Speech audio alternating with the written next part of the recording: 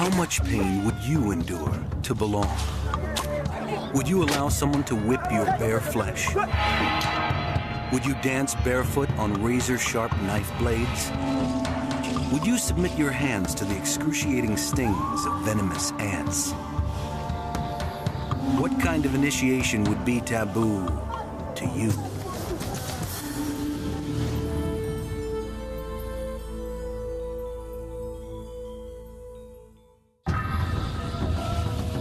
Throughout the world, groups require new members to pass tests, rituals designed to prove they are worthy. Initiations are what we call rites of passage. They mark a fundamental transition in the life cycle. That's what initiation is, stopping to be who you were before and becoming somebody new. The rituals may differ widely, but often share one thing in common: pain.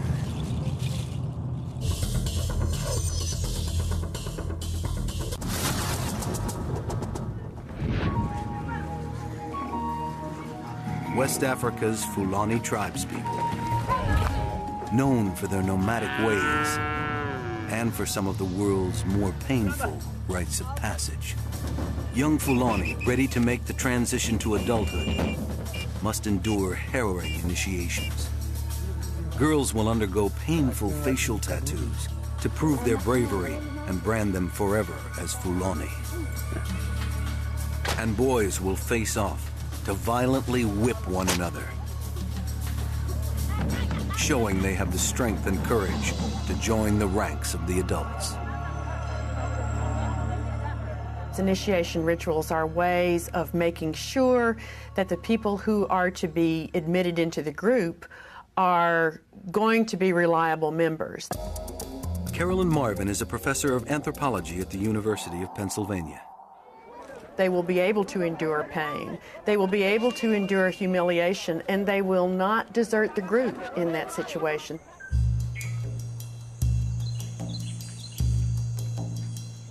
In a remote region of northern Benin, West Africa, 13-year-old Bapate prepares for his initiation with the help of his older brother, Jautawa.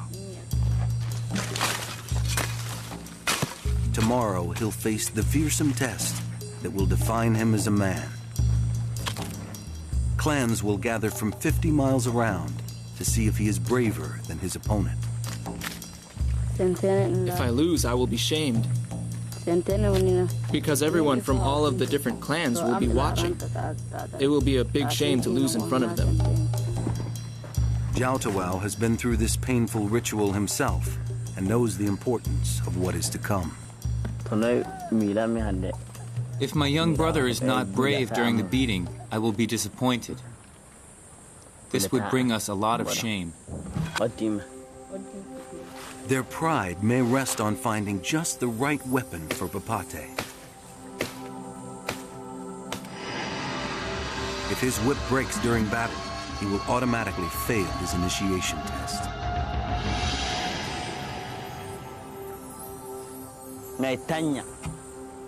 If the whip breaks, even if you are better than your opponent, you will lose.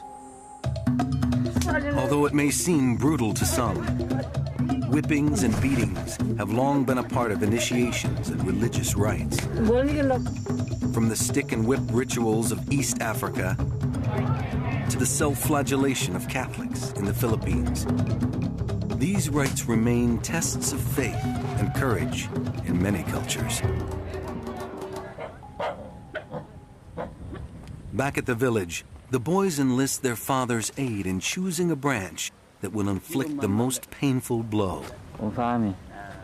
It is normal to have a long whip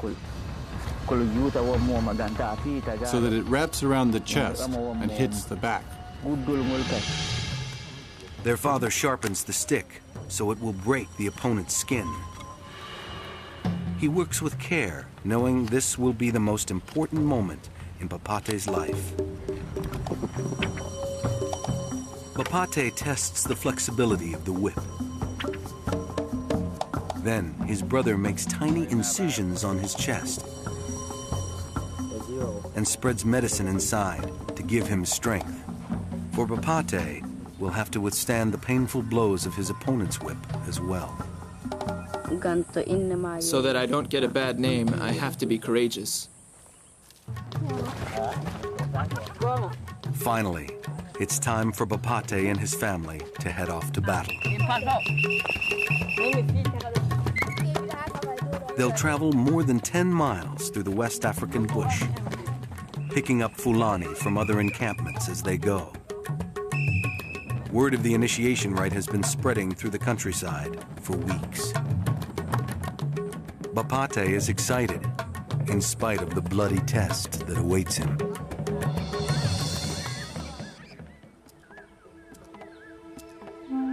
Meanwhile, a young Fulani woman is undergoing her own rite of passage into adulthood.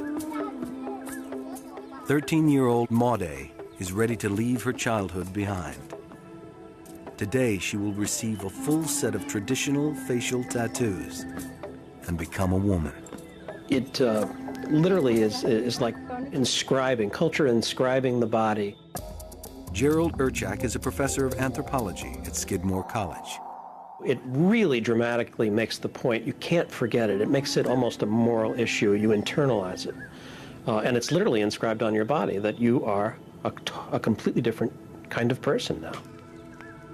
For as long as anyone can remember, the Fulani have used facial markings to distinguish themselves from other tribes.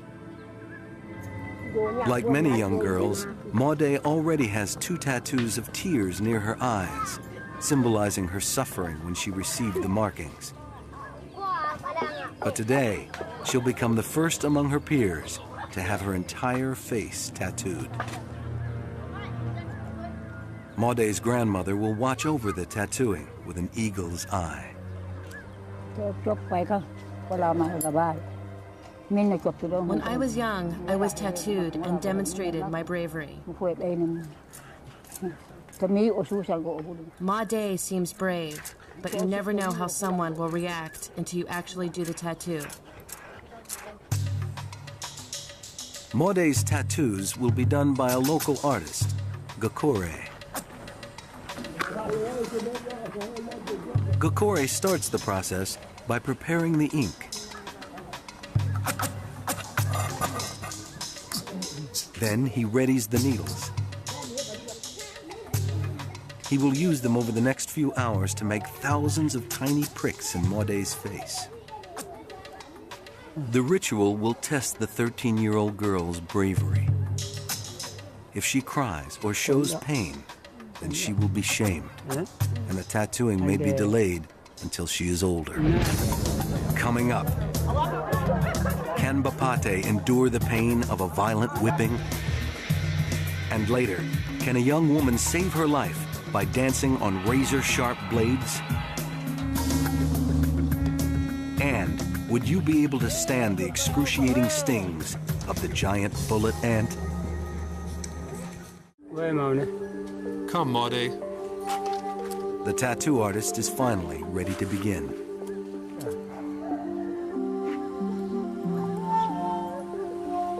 Let's start here on the forehead. Before inscribing the painful tattoo, Gakore paints elaborate designs, which Maude has chosen from a number of standard patterns. Each carries special meaning for the Fulani. First, he paints eyes on her temples. These eyes will allow Maude to keep watch on her husband at all times, even when he is behind her. Then a hairpick symbolizing beauty is painted on the side of her face. An eye is painted on her forehead so that she can look directly at her lover. And an X symbolizes her union with her future mate. Finally, cow tracks, a symbol of prosperity for the migrant Fulani, are added to her cheeks. Maude checks the mirror and approves of the artist's work. But she knows full well that each line will be etched in pain. Gakore reassures Maude as he begins. The beginning is the most painful.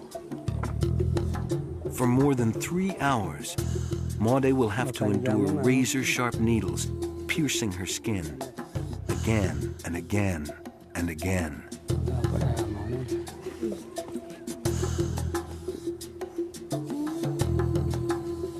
Blood begins to mix with the ink,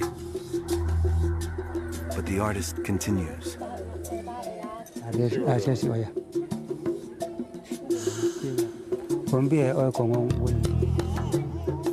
The minutes and hours wear on, and Maude's grandmother lends encouragement. Be brave, hang in there, and stay calm. Soon, he'll be finished.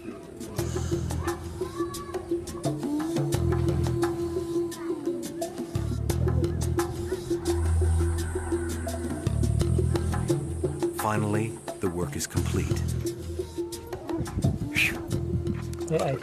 Maude rinses off her face with bark water and then looks in the mirror. The crude blotches of ink have washed away, leaving behind a delicate tattoo. According to Fulani tradition, Maude is now no longer a girl, but at 13, a beautiful woman ready to consider marriage. Before the tattooing, she wasn't beautiful. Now, she truly is. People are going to appreciate this. Everybody will think I am beautiful. I am very happy and very proud. Maude has finished her initiation rite. But 13-year-old Bapate is about to face his own test. After walking for more than 10 miles across the dry West African savanna, Bapate and his family have finally reached the site where the whipping initiation will take place. Other clans have come as far as 30 miles on foot.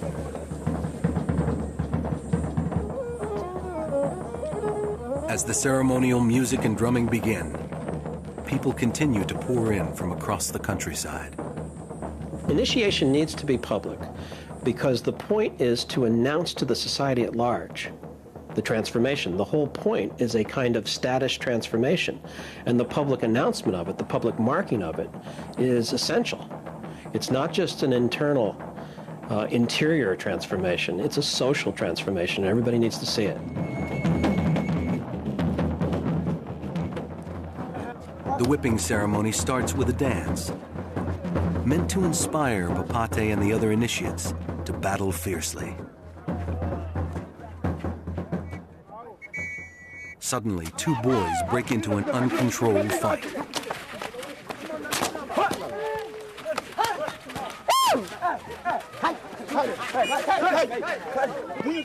With nerves on edge, young girls looking on, and young men carrying whipping sticks. Brawls like this can flare up in a moment.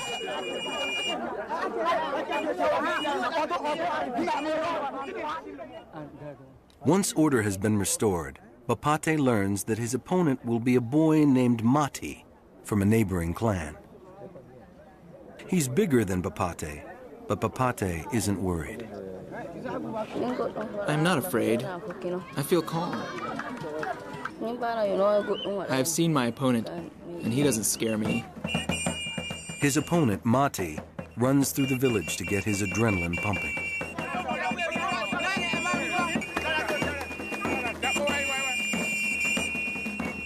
Meanwhile, a fighter from another match jumps with joy.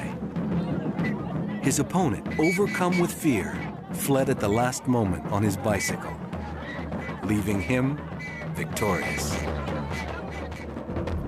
The time has finally come for Bapate's initiation into manhood.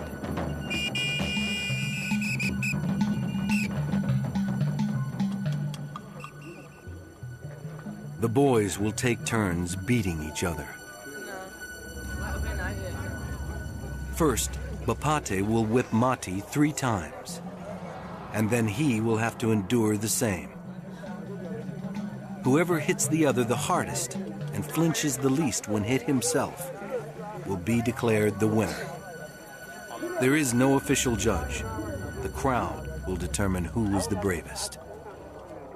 Mati strikes the traditional pose with both hands on his head.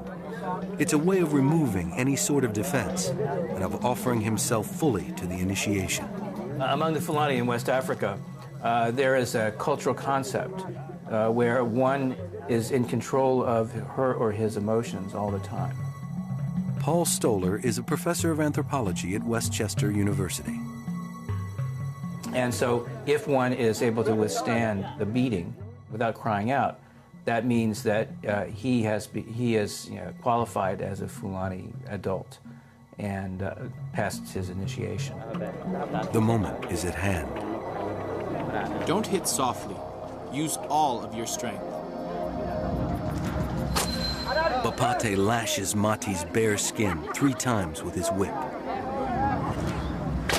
Mati hardly reacts as the sharp whip cuts into his flesh.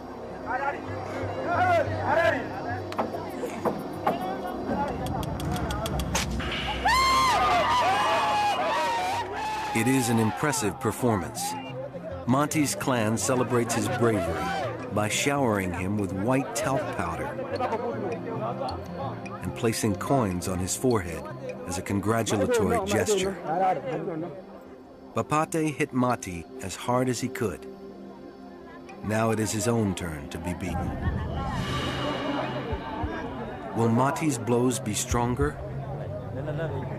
And will Bapate keep from flinching?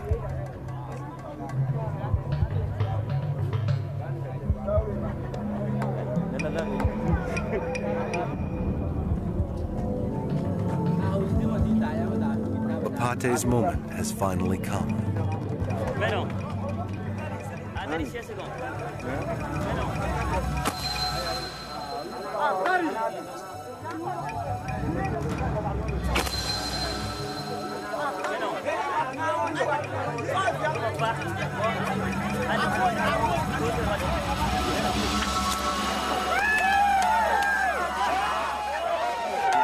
The crowd roars for Bapate. He barely flinched when struck by his opponent's weaker blows, and he's won the match. As a final show of strength, Bapate leaves his hands on top of his head to show Mati and the world that he is tough enough to endure even more punishment. He waits until his opponent humbles himself by lowering his hands for him in a sign of surrender. Though Bapate's skin is broken, his spirit is not. It is burning me. It really hurts. But I am full of joy. I am very proud because I have won. At just 13, Bapate has endured a painful ordeal and become an adult member of the Fulani tribe. Initiations are often something that every boy or girl is expected to go through. But there are some initiations meant only for the chosen few, those called to their new status, even against their will.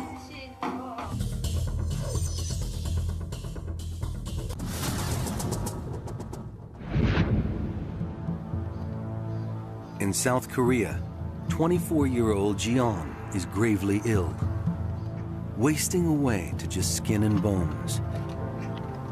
Tormented by hallucinations, voices, and intolerable pain, she is plagued by a mystic illness that no Western medicine can cure. They couldn't find out what was wrong with me. I kept getting sicker. When I look into the mirror, I can see myself dying. It is believed that there's only one cure for her: to become a Korean shaman. But to do so involves an initiation called the Narim Kut. So extreme that few would attempt it. Coming up, spirit possession and a dance on chopping blades. And later, a painful initiation with one of the world's most venomous insects.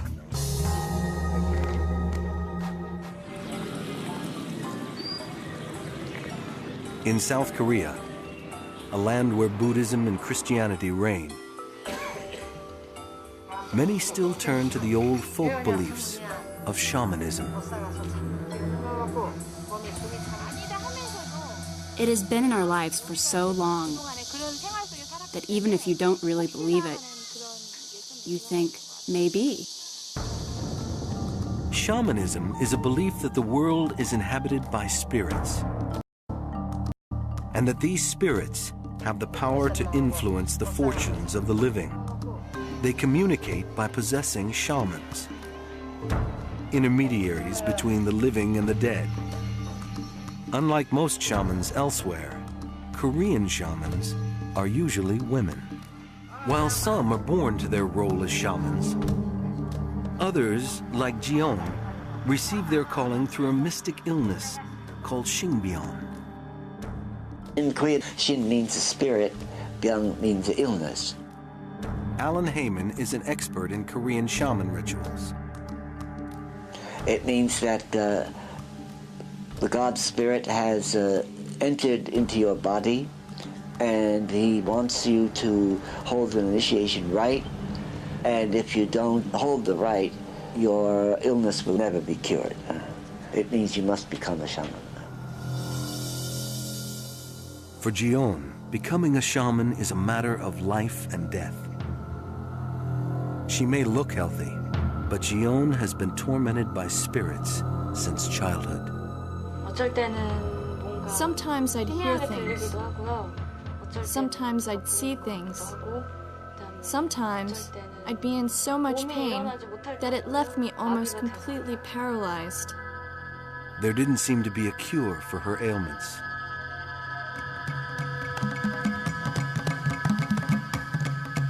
Weak with sickness and despair, Jeon attempted suicide 6 times. I was so depressed. I had no choice. I felt death was my only option. Cultures differ in their views of such illnesses. Hearing voices, having visions, suffering mysterious pains, and suicidal depression. Is this spiritual illness or psychological disorder? By any name, there was no denying Jeon's suffering. But then, one day, Jeon had a dream. Many Koreans believe that dreams may reveal messages from the spirits. In Jeon's case, she dreamed of a shaman, but didn't know who she was. It was at a Buddhist temple. I saw a shaman all dressed up and participating in some activity. What I saw was just very dreamy and beautiful.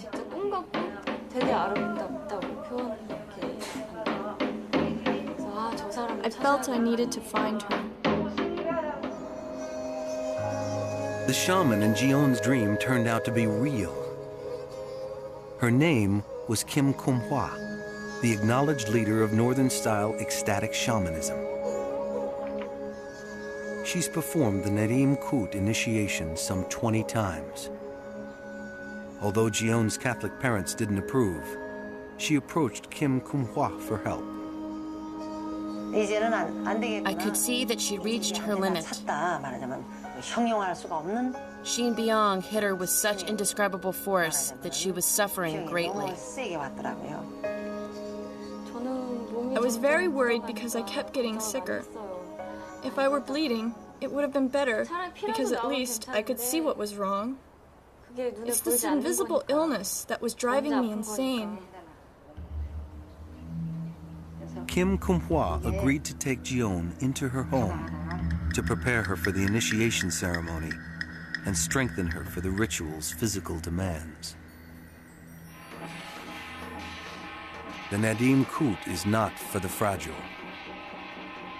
During the initiation, she must go into ecstatic trance, be possessed by spirits, and finally dance on razor-sharp blades. The initiation of shamans in Korea and elsewhere is essentially an ordeal. Ordeal means test. Ariel Gluklich is a professor of psychology at Georgetown University. And the test, which is to either not bleed or to demonstrate some kind of supernatural power or ability, and then to show that you have been transformed, that you are no longer you.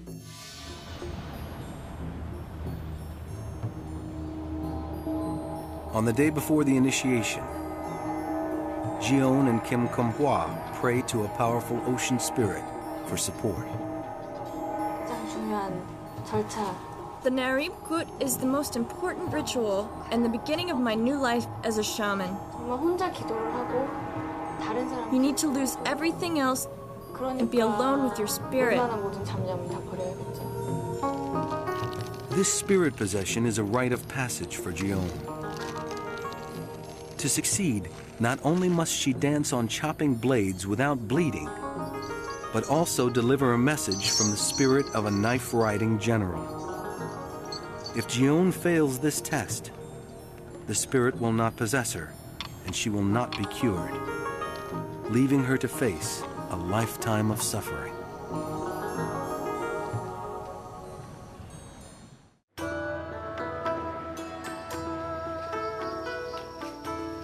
It's morning on the day chosen for Jion's Narim-kut initiation, the day she hopes will save her life.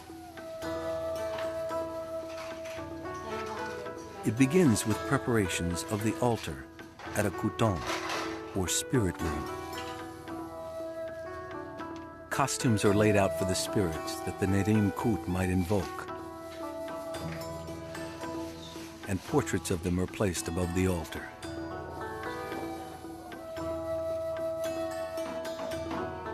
Now Jion has reached the moment which she believes will end her suffering.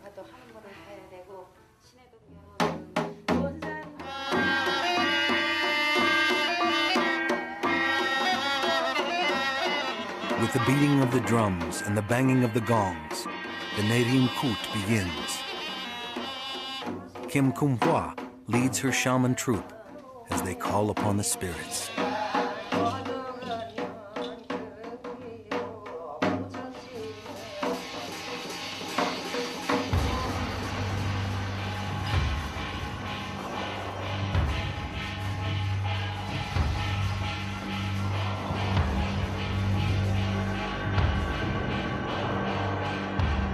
Dancing begins, becoming more fervent as the pace of the music quickens. As the body and the senses are overstimulated, the brain, in a sense, slows down. And when that happens, your sense of self dissolves. Who you are, who you were, in a sense, disappears, and you open up to something else. And that's why there's this elaborate preparation. It's not just to test you, it's to condition you for the change.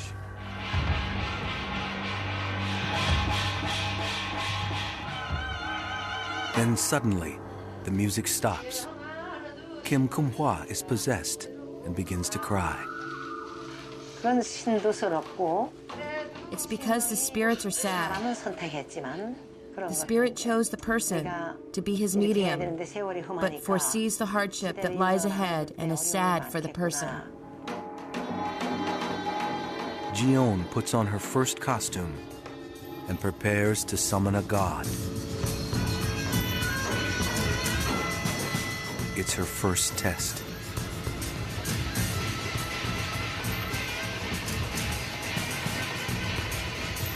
She enters into what's called an ecstatic trance.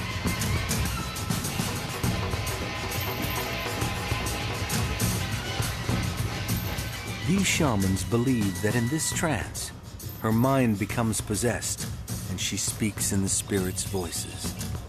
One of the roles of the shaman is to act as a medium.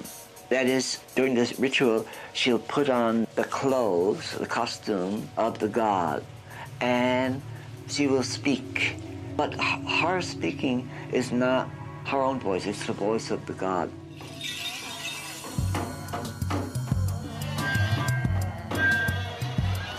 Jion and the other shamans dance for hours, changing costumes after every spirit possession. The spirits are called upon to support her in her new life as a shaman. Meanwhile, Preparations are beginning for Jion's final test, the dance on double-edged blades.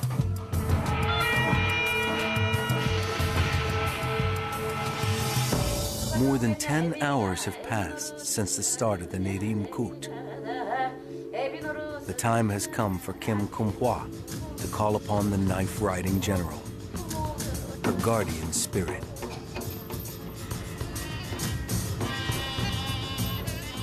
As an indication of the general's spirit within her, she licks the blades and presses them against her thighs.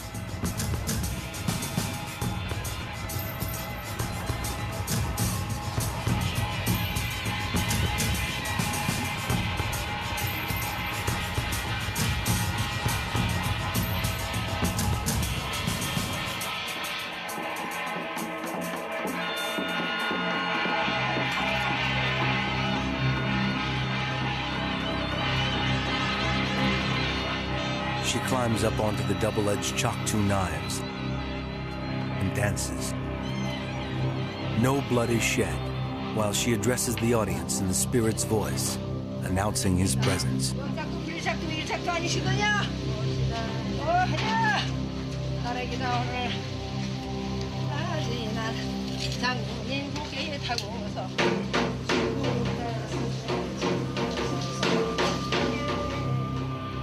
Finally, it is Jion's turn. This is the ultimate test. If the blades cut her and she bleeds, she will fail. The shamans will believe the spirit has refused to possess her, and her illness will not be cured. Jion steps onto the knives.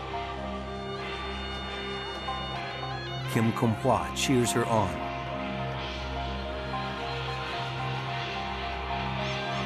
She begins to dance.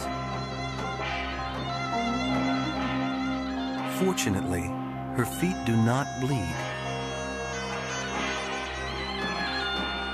Possessed, she whispers the spirit's blessing in the form of a prayer.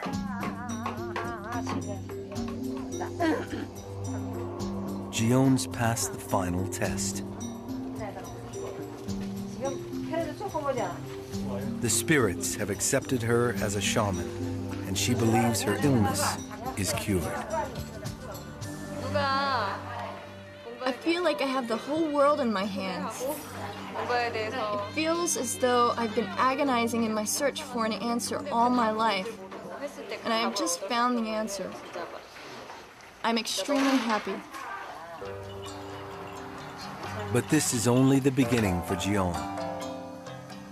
She will have to undergo years of training under the guidance of Kim Kum-hwa.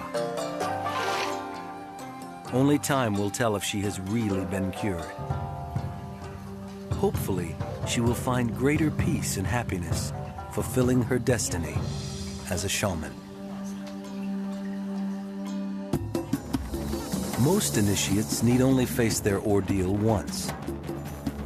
But what if you had to submit to the pain of an initiation over and over?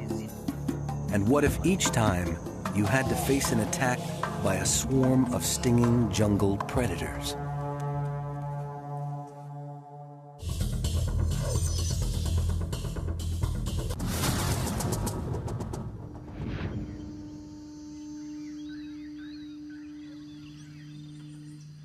In the remote Amazonian village of Inhabe, the moan of the horns means a grueling initiation is about to begin. Several times a year, the Satare Mawai Indians hold a painful 11-hour ritual in which boys as young as 12 must stick their hands into a pair of specially made gloves, each one infested with a swarm of angry, stinging jungle carnivores, giant tropical bullet ants. And no initiate can be considered a true Indian, a warrior, until he has worn the gloves not just once, but 20 times. The pain is incomparable, understand? There's no pain like it. And if a person is not prepared, he can faint. It always hurts, and anyone who says that it doesn't hurt is lying.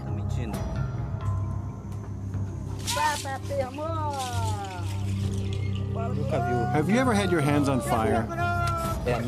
It's the same thing. If you put one hand in the gloves and one hand in the fire, you couldn't tell the difference. Coming up, initiates attempt to endure dozens of stings from swarms of angry bullet ants. For most of us, it's the stuff of nightmares. The prospect of a swarm of insects crawling over us, threatening to devour us or sting us to death. And perhaps nowhere are the bugs more frightening or more ubiquitous than in the Amazon. Here, tiny fire ants can reduce a creature thousands of times their size to a skeleton overnight. But it's the inch-long bullet ant that many fear most. Its venomous sting is more painful than that of any other insect. Some compare it to getting shot with a bullet. Pain in many cultures is said to be revealing of truth. It produces the truth about who you really are. So only through inflicting pain can we discover whether you're being changed, whether you are truly being initiated. Hardly anyone would undergo such a painful ordeal if they didn't really want to belong to the tribe. That's the case for 22-year-old Ted Beltrao. This afternoon, Ted will wear the ant gloves for the first time, with 19 more to come. The first time will be the hardest because you don't know anything. People say that I don't have the courage to do it. I have, and I will do it. Like a growing number of Amazon Indians, Ted's family left village life for the region's largest city, Manaus, years ago. But since Ted lost both parents, he's been trying to reconnect with his rural roots. For the past year, he's been visiting the village of Inhubay. And recently, he asked the chief if he could undergo the initiation. Once, every boy in the Satare Moe tribe had to pass this toxic test before he could be deemed a hunter, a warrior, or even man enough to take a wife.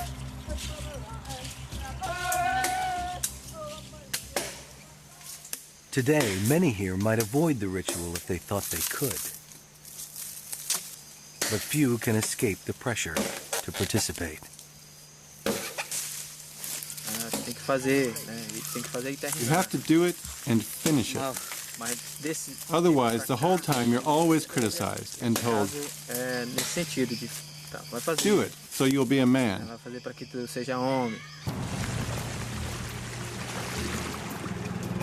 The men face the prospect of getting stung even before the ritual starts, when they head off to capture the ants.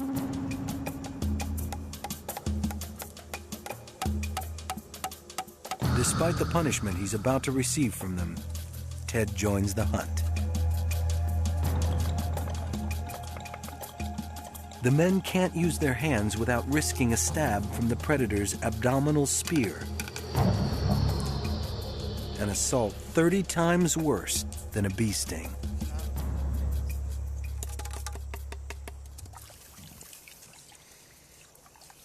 Back in the village, the tribe's medicine man drugs the ants by soaking them in an herbal solution. But their stupor will only last long enough for them to be thrust one by one, stinger first, into the gloves.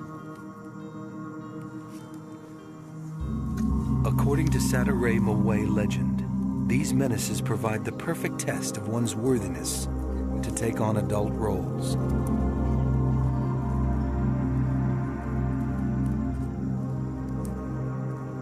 When a young man shows he can withstand the stings of 100 bullet ants, he has proven he is strong enough to be a warrior and to support a wife. You only give value to something when you have to work and sweat for it. Both a woman and the initiation are like that. It's a lot of responsibility.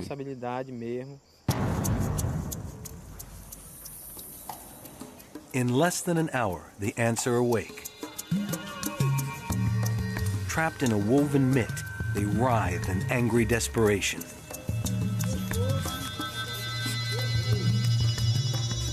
They're ready to be inserted into the ceremonial gloves.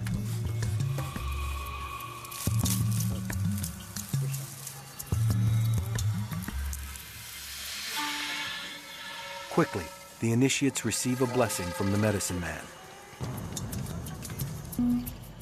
It's time for the ravaging to begin.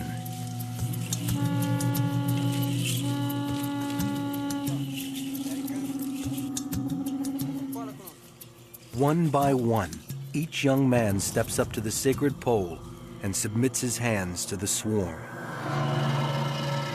And one by one, they suffer the shock of having dozens of stingers penetrate their flesh.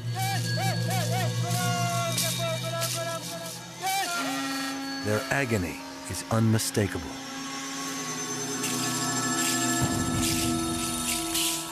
To help distract them, the medicine man leads them in a dance around the pole.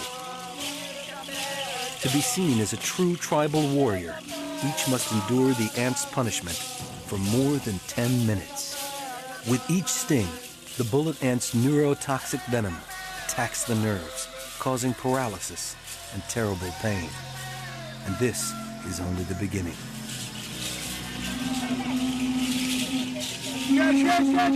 Once the gloves are off, the stinging and burning will only grow more excruciating.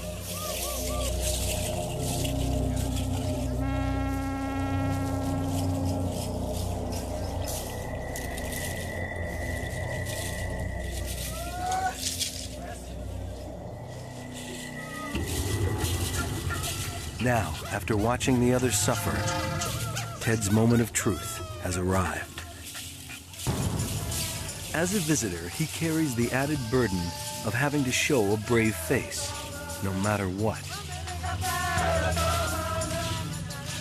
Unbowed, he keeps dancing, while all around him, others succumb to the poison. Slowly, the neurotoxic venom is turning their hands into swollen, simmering, paralyzed stumps.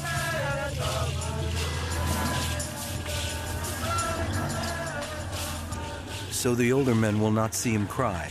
One initiate ducks outside.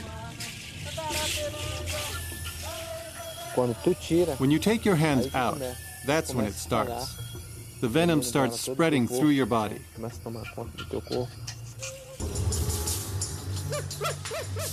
Finally, the gloves come off, and Ted remains standing.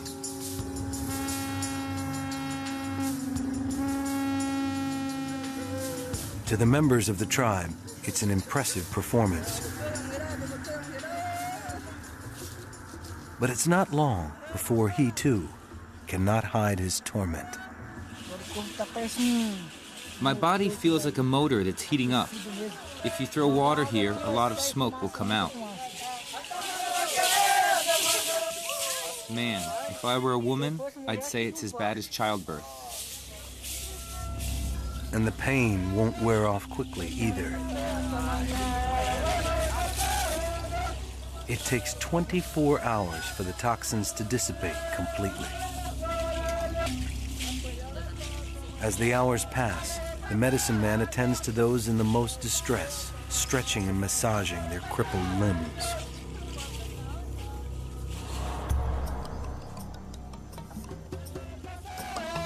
With sleep out of the question, the men continue dancing long into the night. The tribe's young women stay by their sides, offering whatever comfort they can. When the girls are virgins and they hold your hands, it lessens the pain. The majority of us really can't grab anything because our hands are swollen. So they have to give us water, food, everything. Not surprisingly, the young men often develop a fondness for their helpmates. Traditionally, the ant love initiation was not just a rite of passage for young men, it was also a matchmaking ceremony.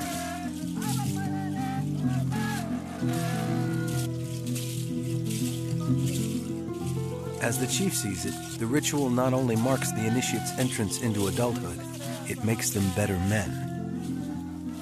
You have to go through this to give value to your body, your sense of yourself. If you live your life without suffering anything, or without any kind of effort, it won't be worth anything to you. Despite his long hours of agony, Ted has promised the chief he will wear the gloves 19 more times. The second one, people say, is going to hurt more. But you already know the hurt, even if it will be worse. So now for the second and the third, let's go. I'm willing to do it all. Although initiations involving pain may seem strange or foreign, the reasons for them are not. They show how much we value belonging, whether to a tribe, a sacred status, or the realm of adulthood. And that's a need that marks us all as human.